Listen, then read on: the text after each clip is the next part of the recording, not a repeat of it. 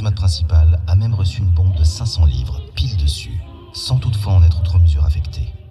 Il n'en est pas de même pour le capitaine Karl-Heinrich Walter, commandant en chef de la batterie. Il pensait avoir droit au repos du guerrier. Il dormait tranquillement, au creux des bras de sa maîtresse, dans une maison réquisitionnée à 100 mètres d'ici, quand la bombe est tombée au beau milieu de la chambre.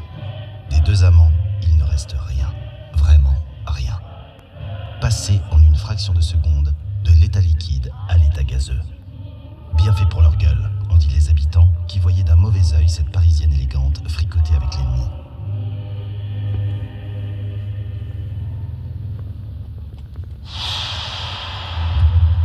Le lieutenant Raymond Steiner, jeune officier autrichien qui était cantonné jusqu'alors à Colville, a dû, séance tenante, prendre le commandement de la batterie et de ses 80 artilleurs, auxquels il faut ajouter 50 hommes du génie. Entre les pluies violentes de ces derniers jours et les cratères dus au bombardement de l'avant-veille, la majeure partie de la batterie ressemble à un champ de labour. Les hommes peinent à se mouvoir pour remettre en place barbelés et nids de mitrailleuses. Et alors qu'il vient tout juste de prendre son commandement, voilà qu'on lui annonce la venue imminente du Feldmarschall Erwin Rommel, lequel veut se rendre compte de visu du peu d'impact du bombardement britannique sur les blocos de la batterie. Là, il va devoir se salir les bottes, pense Steiner, qui compte bien profiter de cette visite pour lui demander à quelle date la batterie sera dotée de canons d'une portée supérieure. Le lieutenant Steiner ne le sait pas encore, mais il n'obtiendra pas la réponse souhaitée à sa question. Par contre, un événement inattendu va lui permettre de jauger le courage de Rommel. Ce fameux Rommel, une vraie légende vivante, encore auréolé de son action dans les sables de Libye à la tête de l'Afrika Korps.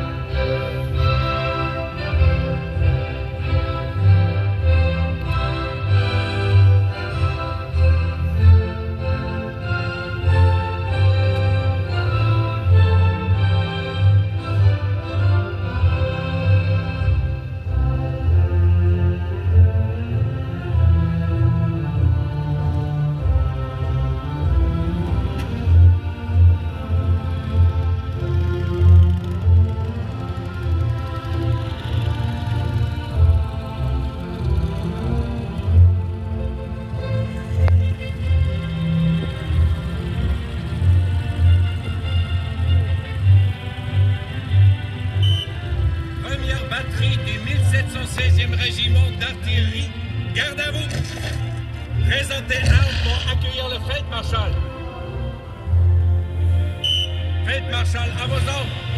La première batterie du 1716e régiment d'artillerie, forte d'un officier, de 5 sous-officiers et de 130 soldats prêts à servir, d'une DCA 20 mm et de 4 canons parés à faire feu. Reposez armes. Repos.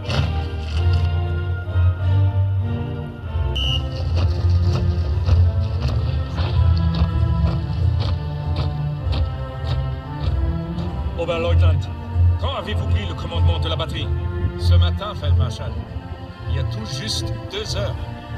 Vous me remettez tout le monde au travail.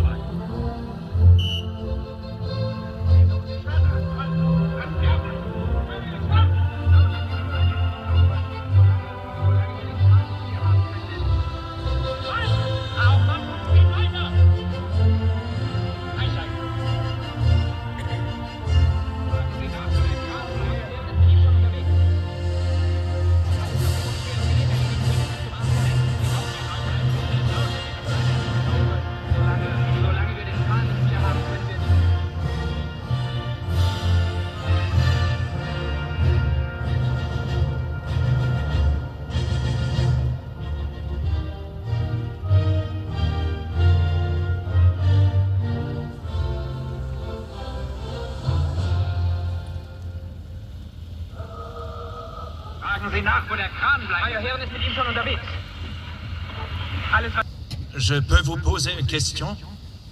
Faites, Oberleutnant. Quand va-t-on recevoir des canons plus puissants? Lieutenant, si l'invasion devait avoir lieu, vous n'auriez même pas le temps de vous en servir.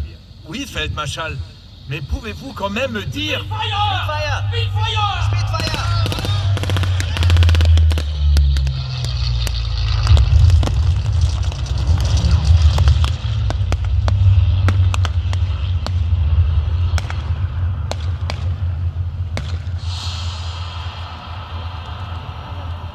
Je compte sur vous.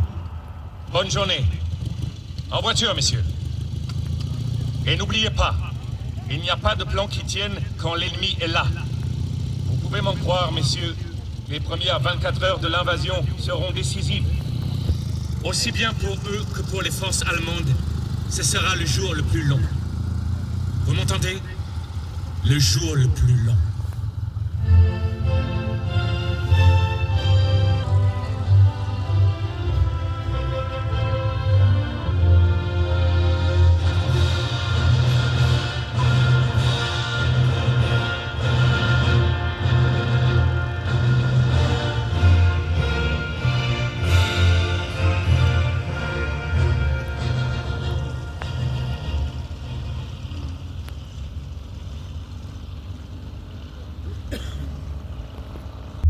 Mais ne vous y trompez pas.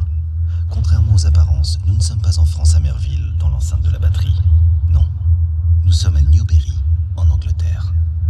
En ce lieu, le lieutenant-colonel Terence Otway, officier commandant le 9e bataillon du régiment parachutiste britannique, a fait édifier, pierre après pierre, fossé après fossé, arbre après arbre, une réplique parfaite de la batterie de Merville.